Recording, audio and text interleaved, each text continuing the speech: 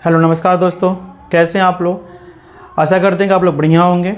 तो चलिए, हम लोग पिछले वाले वीडियो में हम लोग 1.1 को ख़त्म कर चुके हैं। क्लास 10 का जो मैथ है उसका हम लोग 1.1 ख़त्म कर चुके हैं। अब हम लोग इस वीडियो में देखेंगे एक्सरसाइज 1.2। एक्सरसाइज 1.2 में क्या कह रहा था हम इसको हम लोग देखते हैं।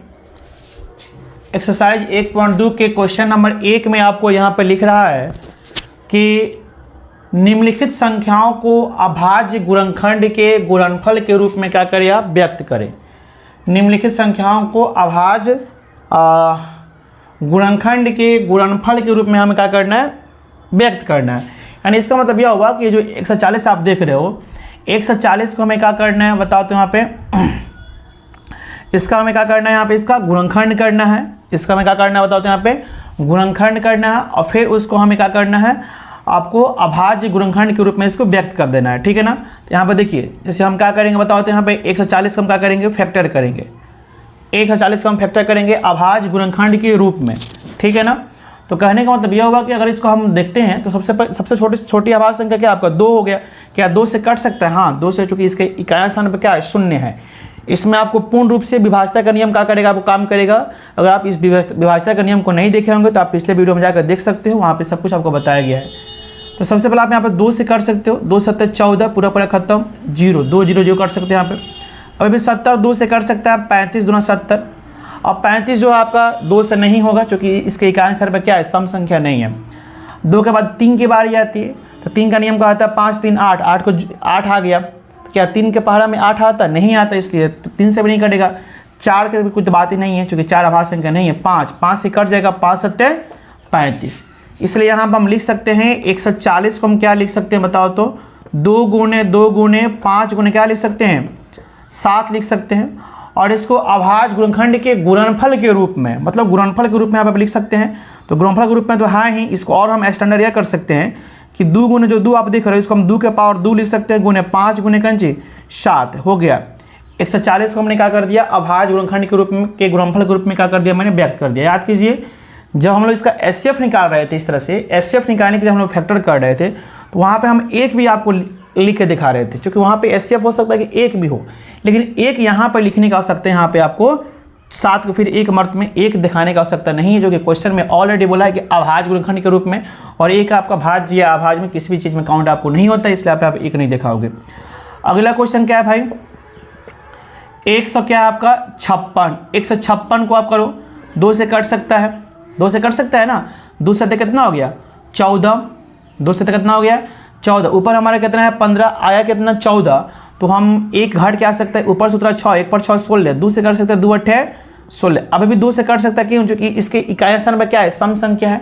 2 से भाग करेंगे 7 में 2 3 कितना हो जाएगा आपका 6 हो जाएगा।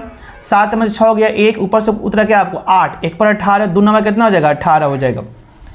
अब यह 2 से आपको नहीं कटेगा। 3 से देखते हैं, 9 3 12, 3 का पर हम 12 आ रहा है, 3 से कट सकता है। 3 कम 3 पूरा खत्म। 3 3 कितना हो गया आपको 9। अब यहाँ पर देखोगे 13 आ गया, और 13 तो खुद क्या है आपका अभाज्य संख्या, इसलिए आगे आपको नहीं बढ़ेगा। इसलिए हम यहाँ पे 156 को हम क्या लिख सकते हैं भाई, 2 गुणे 3 गुणे क्या लिख सकते हैं 13। अब देखो तो यहाँ पे 2 जो है 2 गो है, तो 2 के पावर 2 लिख सकते हैं। 3 सिर्फ 1 गो है और 13 सिर्फ 1 गो है, तो हम 2 के पावर 2 गुणे 3 गुणे क्या लिख सकते हैं, यहाँ पर हम 13 लिख सकते हैं। कोई दिक्कत नहीं होना चाहिए। अगला हमारा क्वेश्चन क्या है यहाँ पे 38 25। 38 25 का हम फैक्टर करते हैं भाई। तो सबसे छोटी संख्या क्या है 2 पर काम करते हैं, तो इसके इकाई स्थान पे क्या है 5 है, मतलब 2 से नहीं कटेगा। 2 के बाद 3 की बारी आती है, तो 3 का नियम कहता है कि सभी अंकों को जोड़ लो, जोड़ने के बाद जो संख्या बनेगा अगर वह 3 के पहाड़ा में आता है तो समझो ये भी आपको 3 से कट जाएगा। जोड़ते हैं, 5 2 7 7 8 15, 3 कितना 18 आ जा रहा है। 3 के पहाड़ा में 18 होता है, इसलिए 3 से कटेगा पूरा। 3 कम 3 खत्म। ऊपर से उतरा 8, 3 से भाग करेंगे 8 में 3 दूना 6, 8 में से 6 कितना बचा 2, ऊपर से उतरा 2 पर 2 कितना हो जाएगा 22। 3 से भाग करेंगे 22 में 3 7 21, 22 में से 21 आया 1, ऊपर से उतरा 5, 1 पर 5 कितना 15, 3 5 कितना हो गया 15। ठीक है ना। 5 3 15, 5 हाथ में 1 7 दिखा 21 के 22 2 हाथ में 2 और 12 3 36 और 2 38। ठीक है। क्या अब यह 3 से कट सकता है, 7 5 12, 7 5 12, 12 2 14, अभी भी 3 से कट सकता है।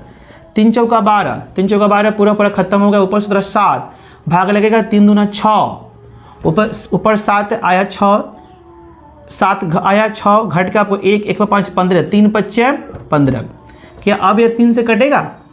अब ये 3 से कटेगा, 3 से अब ये कटेगा तो 5 2 7 7 चलेगा, नहीं कटेगा।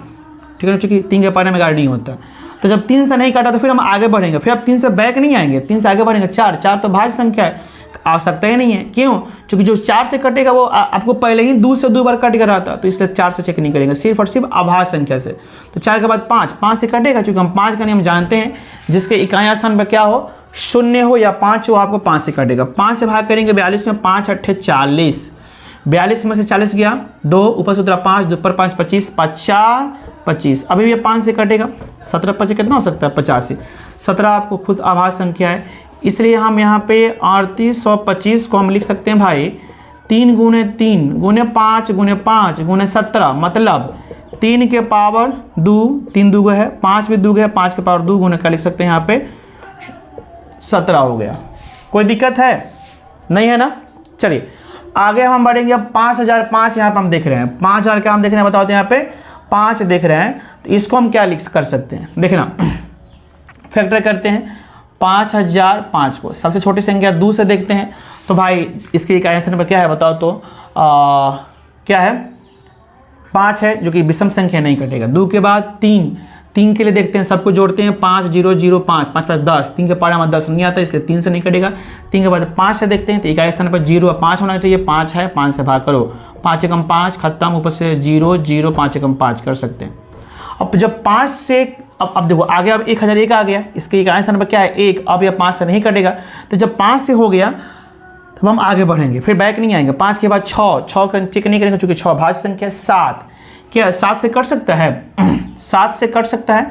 7 से हम थोड़ा देखते हैं, 7 एकम 7, 10 में 7 गया, 3 3 पर 0 कितना हो गया 30, 7 चौका 28, 2 हाँ 7 से कट जाएगा आपको। 7 से काटिए, 7 से भाग कीजिए 10 में, 7 एकम 7, ऊपर है 10 आया 7, 10 में से 7 घट के 3 ऊपर सूत्र या 0, 3 पर 0 30, 7 से भाग करेंगे 30 में, 7 चौका 28, 7 चौका 28 हुआ ना जी, 30 में से 28 गया 2, ऊपर सूत्र 1, 2 पर 1 21, 7 त्रिका 21 हो गया। अब देखो तो ये 7 से कटेगा, 7 दूना 14, 3 से हो जाएगा, नहीं कटेगा। 7 के बाद किसका बारी है? 8 भाज्य संख्या है, 9 भाज्य संख्या, 10 भाज्य संख्या नहीं। अब 11 का देखते हैं, 11 से 1 कट जाना चाहिए इसको। 11 से भाग करेंगे 14 में, 11 एकम 11, 14 में से 11 का कितना है 3, ऊपर सूत्र 3, 3 पर 3 33, 11 3 कितना हो गया 33 हो गया। इसलिए यहाँ पर हम लिख सकते हैं 5005 को हम क्या लिख सकते हैं 5 गुणे 7 गुणे 11 गुणे क्या लिख सकते हैं 13।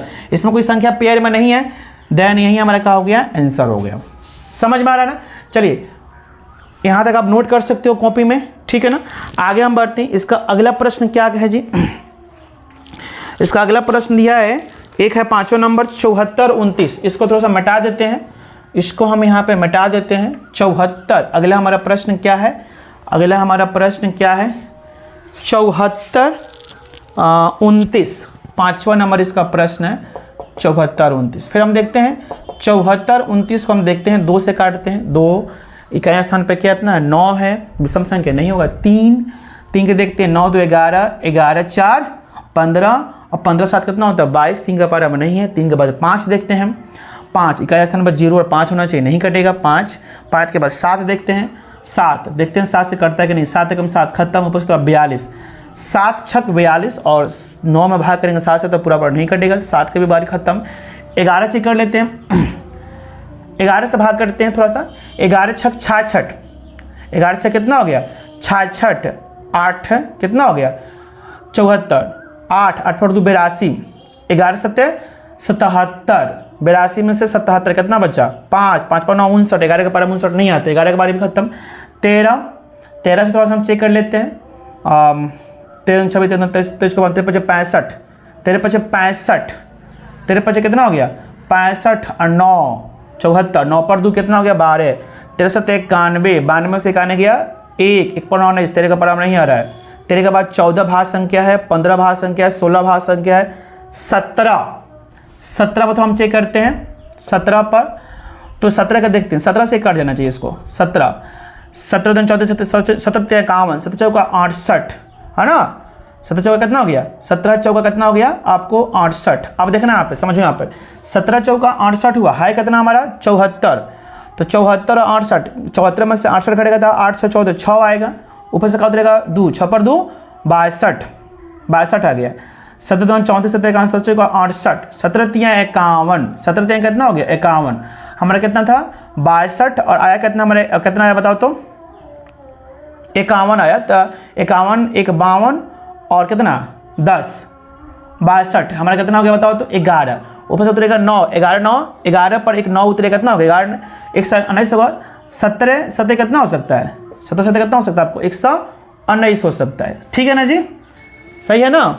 देख लीजिए अब 17 से थोड़ा भाग कर दी इसमें, 17 दूनी 34, 17 तियाँ 51, 17 दूना 34, 17 दूना कितना हो गया 34 और 9 43, 9 घट के आएगा, ऊपर से उतरेगा 7, 9 पर 97, 17 का पर 17 पर 95, 17 का पर 97 नहीं होता। चलिए 17 कहानी खत्म। जब 17 से नहीं कटेगा तो हम देखेंगे 18 भाज्य संख्या है 19 से कट सकता है क्या, 19 से कट जाएगा, 19 से काट के देखते हैं, 19 दूना 38, 19 57, 19 दूना कितना हो गया 38, तो 38 और 5 कितना होता है 43 और 7, 5 पर 7 57, 19 दूना 38, 19 तियाँ 57, बाप रे बाप, देख रहे हैं कितना बड़ी संख्या जा रहा है। 74, 29 को हम क्या लिख सकते हैं यहाँ पे 23, तो क्या ऑलरेडी आपका क्या भाज्य संख्या है, 17 गुने क्या लिख सकते हैं 19 गुने क्या लिख सकते हैं यहाँ पे 23, ये आपका संख्या है। इस तरह से हमने एक नंबर क्वेश्चन में क्या कर दिया, 1 से लेकर के क्या कर दिया मैंने आपको 5 तक, इसमें जो एक नंबर में जो 1 से लेकर 5 तक क्या आपको संख्या उसका मैंने क्या कर दिया बताओ तो यहाँ पे सभी को अभाज्य गुणनखंड के रूप में क्या कर दिया मैंने व्यक्त कर दिया। समझ में आ रहा है ना। चलिए आशा करते हैं कि आपको एक नंबर क्वेश्चन का आपके 5 जो क्वेश्चन आपको समझ में आया होगा, आप वहाँ पे इसको अच्छा से नोट कर लोगे। चलिए इसके आगे का जो क्वेश्चन है ना, इसके जो आगे का जो क्वेश्चन है उसके लिए थोड़ा सा हमें क्या करते हैं कुछ समझना होगा। इसके आगे के प्रश्न के लिए हमें थोड़ा सा यहाँ पे कुछ समझना होगा। जैसे एग्जाम्पल यहाँ पर हम समझते हैं, जरा समझिएगा यहाँ पर थोड़ा सा हम एग्जाम्पल समझते हैं। जैसे सपोज दैट एग्जाम्पल हम समझते हैं कि जैसे मान लो कि आप 12 का और 15 का निकालते हो, एचसीएफ निकालते हो, 12-15 का आप एचसीएफ निकालते हो, जरा समझना 12-15 का एचसीएफ निकालते हो, तो एचसीएफ किसे कहते हैं, वह बड़ी से बड़ी संख्या जो इन दोनों संख्या को काट दे, वही ना एचसीएफ होता है।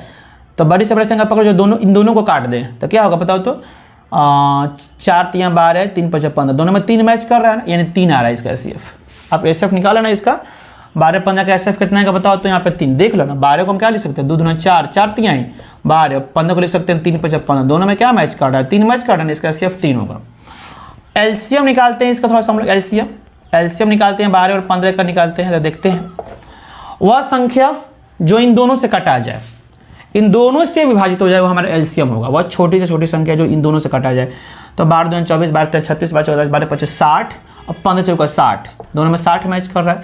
यहाँ से भी देख ना लो, इसका एलसीएम निकालते हैं तो दोनों में जो 3 मैच कर रहा है ये कोई 3 हो गया ना जी। और क्या कहते हैं आपको, इसके अलावा बाकी जो फूट बच रहा है वह 2 गुने क्या 5 बच रहा है, 5 10 10 20 20 60, इसका एचसीएफ आ रहा है एचसीएफ। तो कहने का मतलब यहाँ पे यह हुआ, जरा आप यहाँ पे समझना कि इसका एचसीएफ 60 आ रहा है।